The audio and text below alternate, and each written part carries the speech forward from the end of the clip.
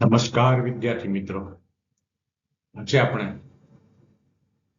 ફરી પાછા ધોરણ 12 વાણિજ્ય પત્ર વ્યવહાર અને સેક્રેટરીયલ પ્રેક્ટિસ એ વિષયની અંદર પ્રકરણ 7 જેનું નામ છે કંપની વિસર્જન. આ કંપનીનું વિસર્જન એ પ્રકરણમાં આપણે યાદ રાખવાની જે મહત્વની બાબતો છે એનો ચાર્ટ તૈયાર કરવાના છીએ. તો જ્યારે તમે આ પ્રકરણની તૈયારી કરો ત્યારે આ ચાર્ટ તમારી સમક્ષ રાખશો, જેથી કરીને પરીક્ષામાં જ્યારે આમાંથી કોઈ ટૂંકો પ્રશ્ન કે મોટો પ્રશ્ન લખવાનો થાય ત્યારે આ ચાર્ટના આધારે તમે એ કામ કરી શકો. એટલા માટે ચાર્ટ આ પ્રકરણમાં આપવામાં આવ્યો છે. હવે એક પછી એક મુદ્દાની આપણે ચર્ચા કરતા જઈશું. નેક્સ્ટ, જો અહીંયા કંપની વિસર્જનનો અર્થ અને એની વ્યાખ્યા લખી છે. મિત્રો, મેં તમને હમણાં ચાર્ટની વાત કરી છે, પણ એ ચાર્ટમાં થોડીક વિગતની માહિતી પણ આપવામાં આવી છે, એટલે ઘણું બધું તમને આમાંથી મળી રહેશે. હવે શરૂઆત કરીએ. કંપની વિસર્જનનો અર્થ અને વ્યાખ્યા. જો સામાન્ય અર્થમાં કંપનીની ફડચાની પ્રક્રિયા પૂર્ણ થાય એટલે કંપની વિસર્જન થયું કહેવાય. બરોબર, સામાન્ય અર્થમાં આપણે કહીએ કે ફડચાની પ્રક્રિયા પૂર્ણ થાય. કંપની જ્યારે ફડચામાં જાય, એની જે પ્રક્રિયા છે એ બધી પૂર્ણ થાય, ત્યારબાદ એનું વિસર્જન કરવામાં આવે, એવું આપણે કહીએ છીએ, જેને આપણે વિસર્જન થયું કહીએ. પણ પ્રોફેસર જે છે, અહીંયા નામ લખ્યું છે, જો અહીંયા LCB ગોવર, એના મત મુજબ કંપનીને ફડચામાં લઈ જવી એક પ્રક્રિયા છે, જેના દ્વારા તેના અસ્તિત્વનો અંત લાવવામાં આવે છે અને તેની મિલકતનો વહીવટ કંપનીના લેણદારો અને સભ્યોને માટે કરાય છે. આમ કંપનીના વિસર્જનની અગાઉની પ્રક્રિયા એટલે કંપનીને ફડચામાં લઈ જવાની પ્રક્રિયા.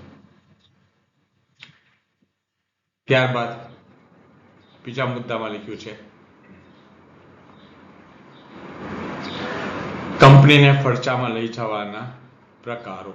અહીં આપ્યું છે કંપનીને ફડચામાં લઈ જવાના પ્રકારો. હવે એની આપણે ચર્ચા કરીશું.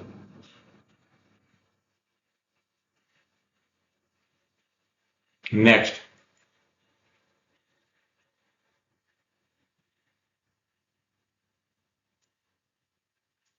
કંપનીનું વિસર્જન કરવું હોય તો કંપનીને સૌપ્રથમ ફડચાની પ્રક્રિયામાંથી પસાર થવું પડે. સામાન્ય રીતે કંપનીની આર્થિક સ્થિતિ ખરાબ હોય, દેવું ચૂકવવા માટે અશક્તિમાન હોય, ત્યારે ધંધો બંધ કે સમેટી લેવાનું નક્કી કરવામાં આવે છે. કંપનીને ફડચામાં લઈ જવા માટેના જે પ્રકારો છે એની આપણે નીચે પ્રમાણે ચર્ચા કરીશું.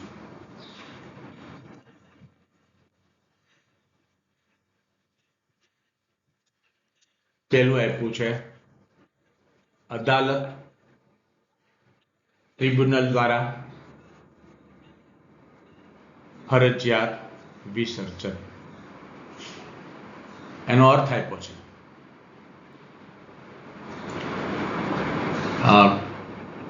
ટ્રિબ્યુનલે કરેલા હુકમ દ્વારા કંપનીને ફડચાની પ્રક્રિયામાં લઈ જવામાં આવે તેને ટ્રિબ્યુનલ દ્વારા ફરજિયાત વિસર્જન કહેવામાં આવે છે.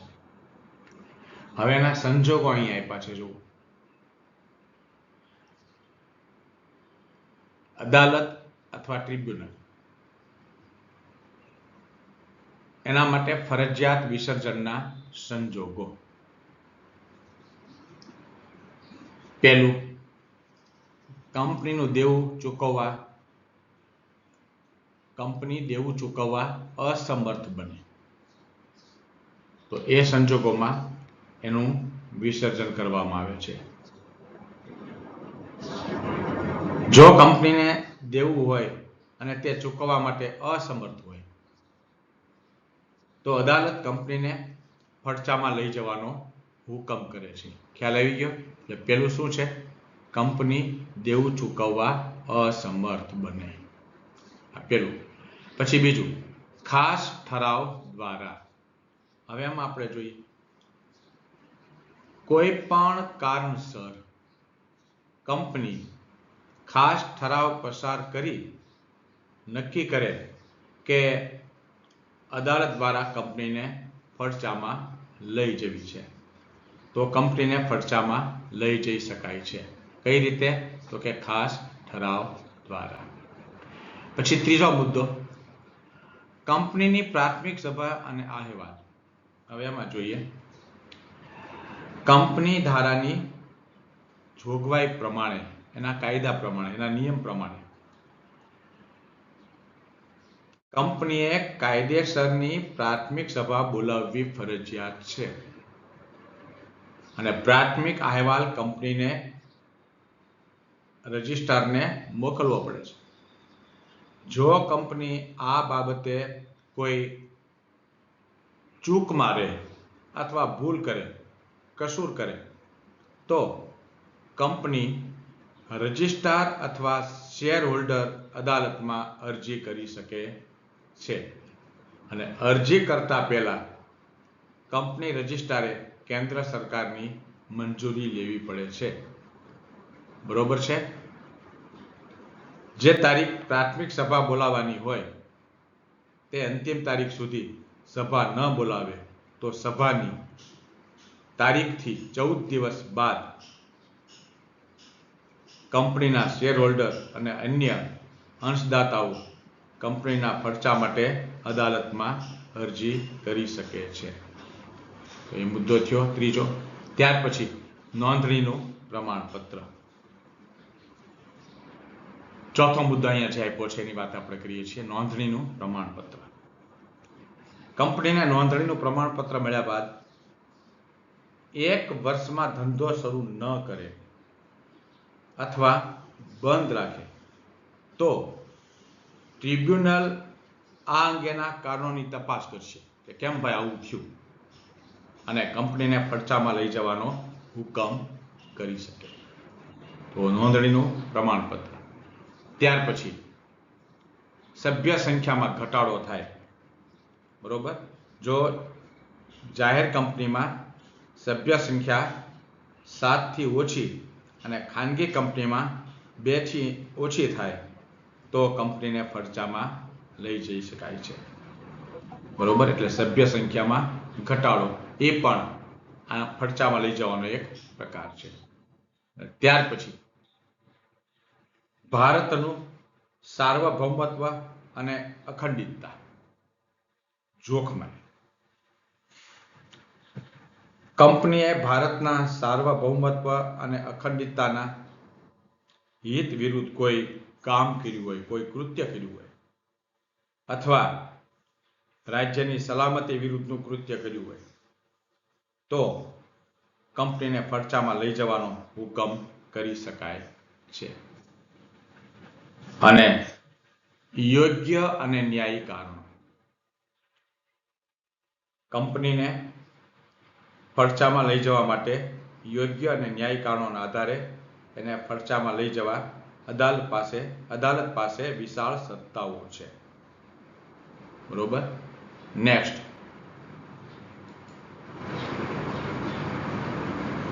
હવે યોગ્ય અને ન્યાયી કારણો એમાં શું શું આવે? તમારે પહેલું છે, જુઓ અહીંયા એકદમ ટૂંકા કારણો અહીંયા લખ્યા છે જેથી કરીને પરીક્ષામાં તમે યાદ રાખી શકો આ મુદ્દો આપો. કંપનીમાં મડાગાંઠ. કંપનીમાં મડાગાંઠ પડી હોય અને એને કારણે વહીવટ કરવો અશક્ય બને, બરોબર, એનો ઉકેલ જ ન આવે, જેને આપણે કહીએ. પછી મુખ્ય ઉદ્દેશો ગુમાવે. મુખ્ય ઉદ્દેશો ગુમાવે, કોઈ કારણોસર કંપનીના મુખ્ય ઉદ્દેશો છે એ ગુમાવે તો આ બને. પછી સતત ખોટ કરતી હોય, કંપની સતત ખોટ કરતી હોય તો પણ આ પ્રક્રિયા કરવી પડે. કંપનીની રચના અને વ્યવહારમાં કપટ હોય તો આ કામ કરવું પડે. અને લઘુમતી સભ્યો પ્રત્યે જુલ્મ થતો હોય, ત્રાસ થતો હોય ત્યારે આ કામ કરવું પડે. પછી નેક્સ્ટ,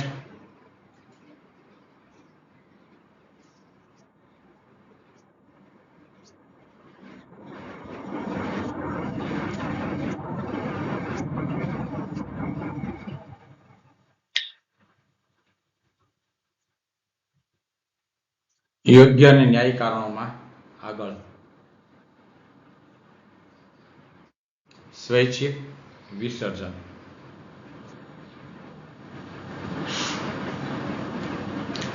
એનો અર્થ આપ્યો છે.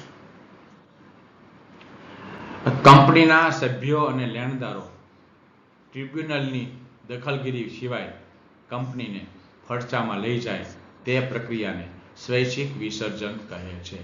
મિત્રો, આ એક ખાસ યાદ રાખજો, સ્વૈચ્છિક વિસર્જન એટલે શું?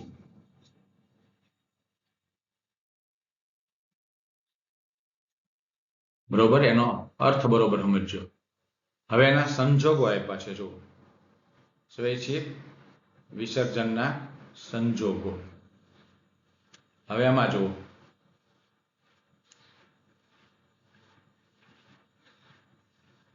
કંપનીની મુદત, પેલું એ છે.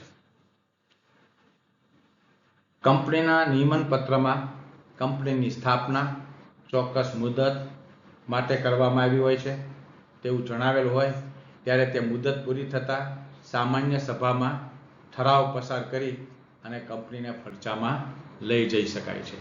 તો આ બાબત કંપનીની મુદત.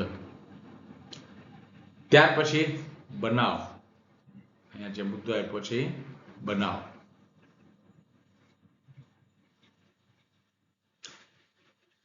અમુક બનાવ બનતા કંપનીનું વિસર્જન કરવામાં આવે છે તેવું કંપનીના નિયમન પત્રમાં જણાવેલું હોય અને તે બનાવ બનતા કંપનીની સામાન્ય સભામાં ફડચામાં લઈ જવાના સામાન્ય ઠરાવ પસાર કરવામાં આવે છે. અને પછી ખાસ ઠરાવ. કંપનીની આર્થિક સ્થિતિ સદ્ધર હોય અને લેણદારોને લેણા ચૂકવવા માટે સક્ષમ હોય પણ સામાન્ય સભામાં ખાસ ઠરાવ પસાર કરી કંપનીને ફડચામાં લઈ જઈ શકાય છે. ત્યાર પછી સભ્યો દ્વારા સ્વૈચ્છિક વિસર્જન.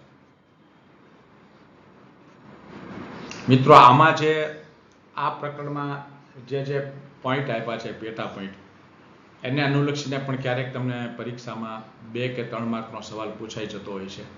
એટલા માટે આ ચાર્ટ તમને ખૂબ જ ઉપયોગી થશે. કેમ કે આ જે વિષય આપણો છે વાણિજ્ય, પત્ર વ્યવહાર અને સેક્રેટરીયલ પ્રેક્ટિસ, એમાં જે બીજો વિભાગ છે એ બીજા વિભાગની અંદર આ બધી માહિતીઓ જે આપેલી છે એ તમારે આ પ્રમાણે તૈયાર કરવી પડશે ચાર્ટ દ્વારા, તો જ તમે પરીક્ષામાં કંઈક લખી શકશો. બરોબર છે? એટલે આ ચાર્ટને બરોબર સમજજો અને ધ્યાન રાખજો. પરીક્ષાની અગત્યની માહિતી માટે ઉપયોગમાં આવશે.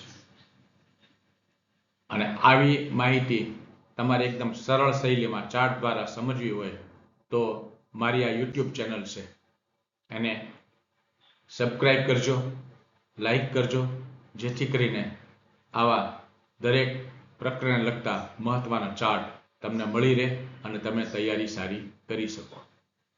નેક્સ્ટ, આગળ સભ્યો દ્વારા સ્વૈચ્છિક વિસર્જન.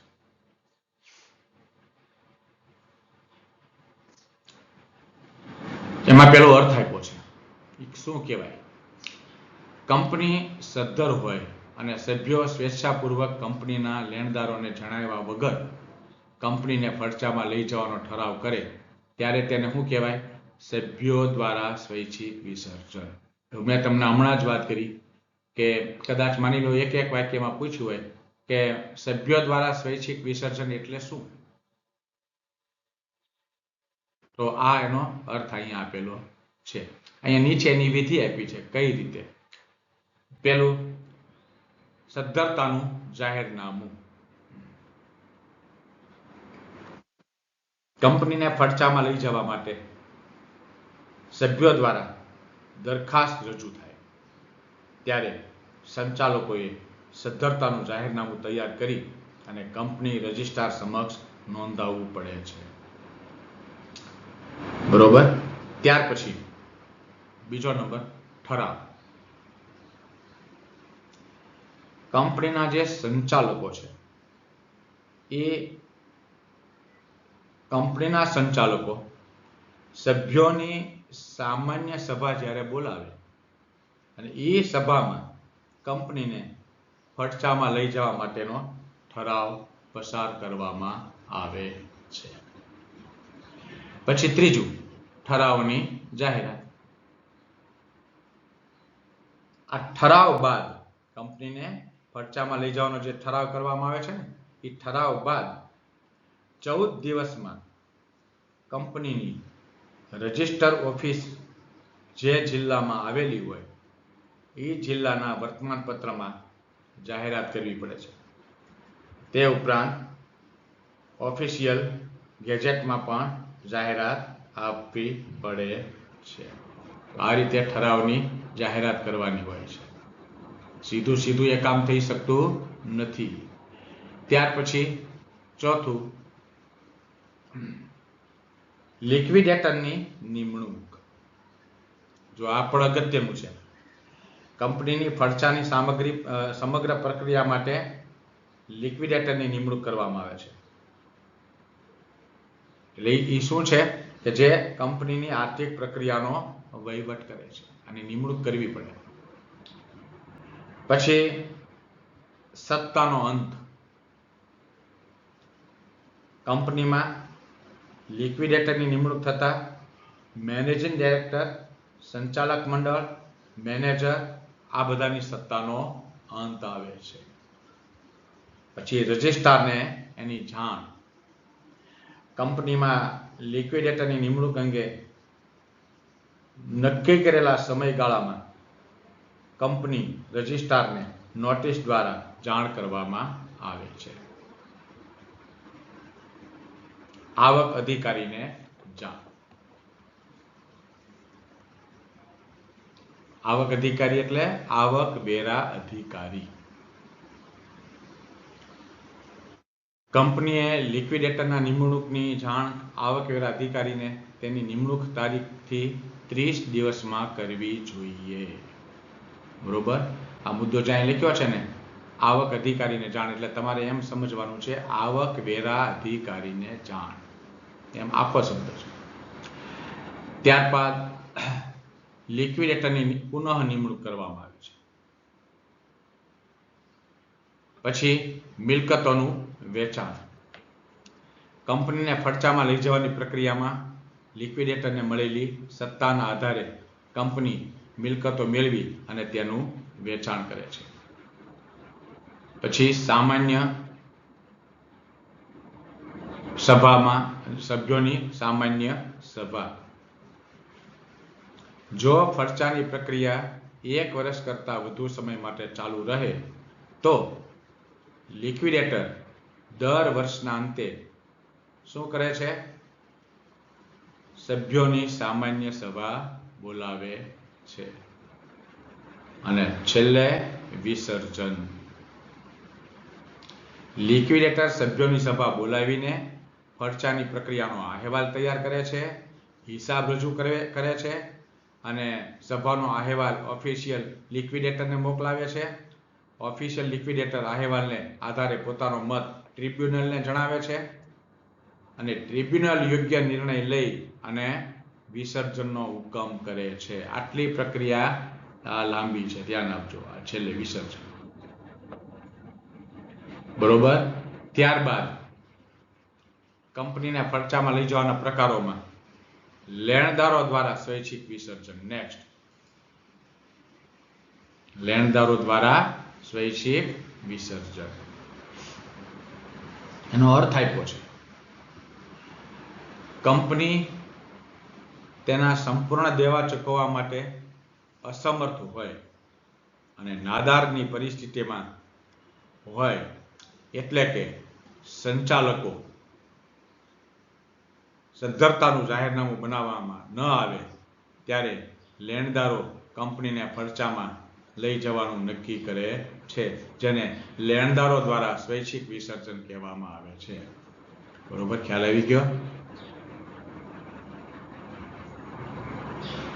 ત્યારબાદ લેણદારો દ્વારા સ્વૈચ્છિક વિસર્જનની વિધિ કઈ છે, કઈ કઈ વિધિમાંથી પસાર થવું પડે, એમાં જુઓ અહીંયા 11 મુદ્દા આપ્યા છે. મિત્રો, આ જે મુદ્દાઓ આપ્યા છે એ યાદ રાખવા માટે જ આ પ્રકરણને મેં થોડીક જુદી રીતે એક ચાર્ટ દ્વારા તમને સમજાવવાનો પ્રયત્ન કર્યો છે. એટલે પરીક્ષામાં તમે એક ભાગ આમાંથી જોતા જાઓ, એના મુદ્દા તમે અલગ નોટ્સ કરતા જાઓ, એટલે તમને યાદ રાખવું સરળ બને. હવે લેણદારો દ્વારા સ્વૈચ્છિક વિસર્જનની વિધિ, એમાં શું આવે જુઓ. પહેલું છે સભ્યો અને લેણદારોની સભા. એમાં શું છે કે કંપનીને સ્વૈચ્છિક ફરસામાં મૂકવામાં આવે ત્યારે કંપની સભ્યોને તથા લેણદારોને એક નોટિસ મોકલાવે છે. પછી પ્રમુખની નિમણૂક કરવામાં આવે છે. લેણદારોની સભામાં કંપનીના ફરસા અંગેનો ઠરાવ પસાર કરવા માટે કંપની સંચાલકોમાંથી કોઈ એક સંચાલકની પ્રમુખ તરીકે નિમણૂક કરવામાં આવે છે. આ પ્રમુખની નિમણૂક. ત્યાર પછી ઠરાવ. લેણદારોની સભામાં કંપનીને ફરસામાં લઈ જવા અંગેનો ઠરાવ પસાર કરવામાં આવે છે. પછી તો કે રજિસ્ટ્રારને જાણ આ બાબતની. નિયત સમયની અંદર રજિસ્ટ્રારને નોટિસ મોકલવામાં આવે છે. પછી આમાં પણ આવશે લિક્વિડેટરની નિમણૂક. એ પણ એમાં એને કરવામાં આવે છે. કંપનીના સભ્યો અને લેણદારો દ્વારા તેમની સભામાં લિક્વિડેટરની નિમણૂક કરી શકે છે. પછી લિક્વિડેટરનું મહેનતાણું. લિક્વિડેટરનું મહેનતાણું લેણદારોની સભામાં તપાસ કમિટી દ્વારા અદાલત દ્વારા નક્કી કરવામાં આવે છે. પછી તપાસ કમિટી લિક્વિડેટરની કાર્યવાહી પર દેખરેખ રાખવા. આ જે લિક્વિડેટર છે એની કાર્યવાહી ઉપર દેખરેખ રાખવા માટે લેણદારો તેમની સભામાં તપાસ કમિટીની નિમણૂક કરી શકે છે. અને પછી સત્તાનો અંત લાવી શકે છે. કંપનીમાં લિક્વિડેટરની નિમણૂક બાદ કંપનીના મેનેજિંગ ડિરેક્ટર, મેનેજર અને સંચાલક મંડળની સત્તાનો અંત આવે છે.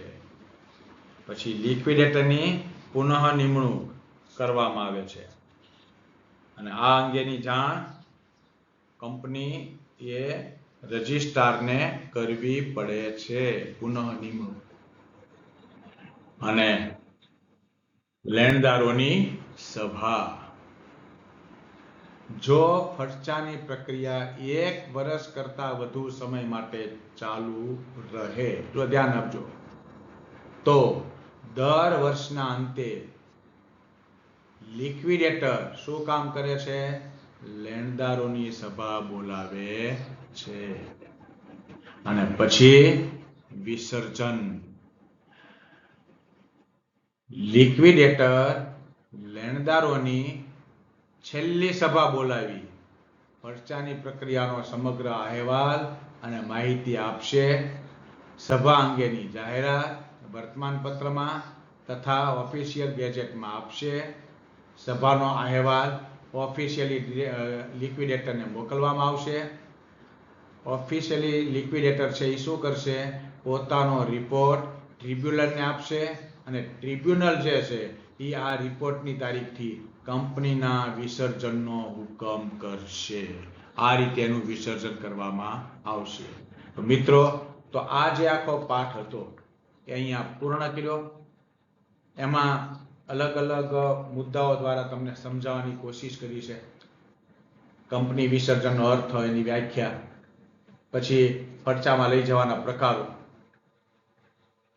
સ્વૈચ્છિક વિસર્જન, સભ્યો દ્વારા વિસર્જન, લેણદારો દ્વારા સ્વૈચ્છિક વિસર્જન, આ બધી ટૂંકમાં આમાં ચર્ચાઓ તમને કરવામાં આવી છે.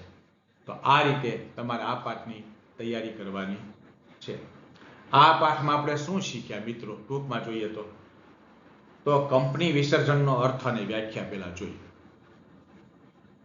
પછી તો કે અદાલત અથવા ટ્રિબ્યુનલ મારફતે ફરજિયાત વિસર્જનની વાત કરી. પછી ફરજિયાત વિસર્જનના સંજોગો જોયા. પછી સ્વૈચ્છિક વિસર્જનની વાત કરી અને છેલ્લે લેણદારો દ્વારા સ્વૈચ્છિક વિસર્જનની વાત કરી. આટલી માહિતી આની અંદર આપણે ભણી લીધી છે.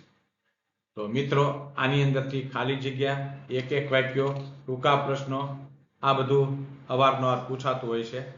તો એ પ્રમાણે તમારે આની તૈયારી કરવાની છે. બરોબર, ખ્યાલ આવી ગયો? ઘણીવાર તમને એમ પૂછે મુદ્દાસર જવાબમાં કે સ્વૈચ્છિક ખર્ચાના સંજોગો જણાવો, તો તમને આમાંથી મળી રહેશે. પછી તમને એમ પૂછે કે સભ્યો દ્વારા સ્વૈચ્છિક વિસર્જનની વિધિ જણાવો, તો પણ તમને આ ચાર્ટમાંથી મળી રહેશે. કંપની સર્જન અને વિસર્જન કઈ રીતે થાય છે, એક વાક્યમાં. પછી સ્વૈચ્છિક વિસર્જન એટલે શું, એક વાક્યમાં. સભ્યો દ્વારા સ્વૈચ્છિક વિસર્જનનો અર્થ આપો, એક વાક્ય. તપાસ સમિતિની નિમણૂક શા માટે કરવામાં આવે છે, એક વાક્ય. આ દરેક માહિતી તમને મિત્રો આ ચાર્ટમાંથી મળી રહેશે. તો એ રીતે તમારે આની તૈયારી કરવાની છે. ધન્યવાદ. આ સાથે આપણે આ પાઠ આપણે અહીંયા પૂર્ણ કરીએ છીએ. હવે પછી નવા પ્રકરણ સાથે પાછા મળીશું. ત્યાં સુધી રજા આપશો. ધન્યવાદ.